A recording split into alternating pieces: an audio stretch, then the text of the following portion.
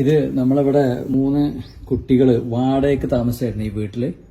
പെൺകുട്ടികൾ, പഠിക്കുന്ന കുട്ടികൾ. അങ്ങനെ അവരുടെ റൂം അവർ ഒഴിവായി പോയപ്പോൾ അത് ക്ലീൻ ആക്കുന്ന സമയത്ത് കിട്ടിയ മുതലാണ് അതൊക്കെ.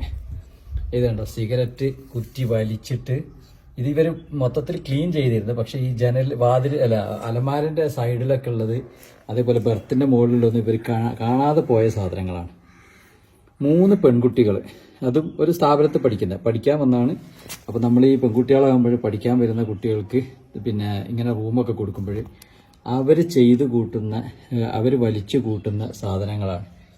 ഇതാണ്ടോ, ഇതിൽ അവരുടെ അടുത്തുള്ള ബോട്ടിൽസും മറ്റുള്ള സാധനങ്ങളൊക്കെ ഉള്ളതൊക്കെ അവർ മാറ്റി. നമുക്ക് അതൊന്ന് കയറി കാണാനോ നോക്കാനോ ഒന്നും പറ്റില്ലായിരുന്നു, 3 പെൺകുട്ടികളല്ലേ.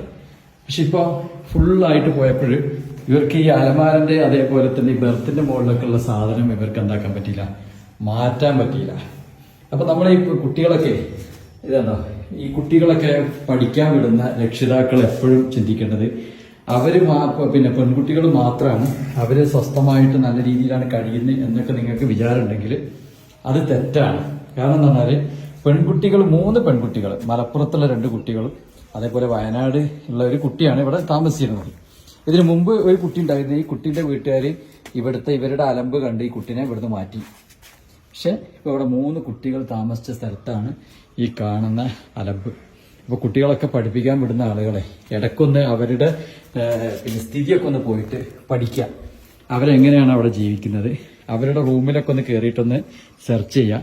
ഇത് ഇവരെ ഒഴിവാക്കാൻ കാരണം എന്ന് പറഞ്ഞാൽ 2 ദിവസം മുമ്പ് എറണാകുളത്തുനിന്ന് രാത്രി 1:30 മണിക്ക് ഞാൻ വരുന്ന സമയത്ത് ഇവിടെ ആൺകുട്ടികളും പെൺകുട്ടികളും ഈ കോമ്പൗണ്ടിൽ ഒരുമിച്ച് നിൽക്കുക 1:30 മണിക്ക്.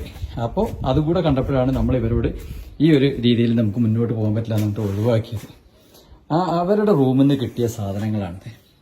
അപ്പോൾ രക്ഷിതാക്കൾ വളരെയധികം ശ്രദ്ധിക്കുക. പെൺകുട്ടികൾ മാത്രമാണെന്ന് വിചാരിച്ചിട്ട് നിങ്ങൾ എന്താക്കണ്ട, അവർ സേഫാണ്, അവർ പിന്നെ വളരെ നല്ല രീതിയിലായിരിക്കുമെന്നൊന്നും നിങ്ങൾ പ്രതീക്ഷിക്കേണ്ട.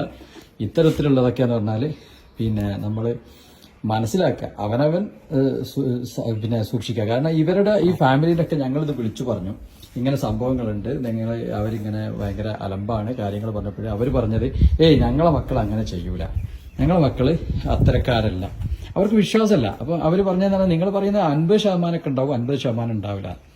അപ്പോൾ ഇതെല്ലാം മനസ്സിലാക്കിയിട്ട്, നമുക്കും കുട്ടികളൊക്കെ ഉള്ളതാണ്, ഇതെല്ലാം മനസ്സിലാക്കിയിട്ടാണ് ഈ ഇത്തരത്തിൽ നമ്മൾ പാർട്ടിക്കാരെ വരെ വരെ പരാതി കൊടുത്തിട്ടാണ് ഇവരെ ഇവിടുന്ന് ഒഴിവാക്കിയത്.